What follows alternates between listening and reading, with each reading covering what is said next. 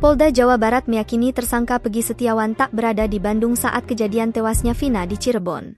Kuasa hukum Peggy sebelumnya menyatakan bahwa kliennya berada di Bandung saat terjadi pembunuhan Vina. Sebagai seorang kuli, Peggy saat itu tengah bekerja membangun rumah milik Agus Aceng di Bumi Rancamaya, Bandung.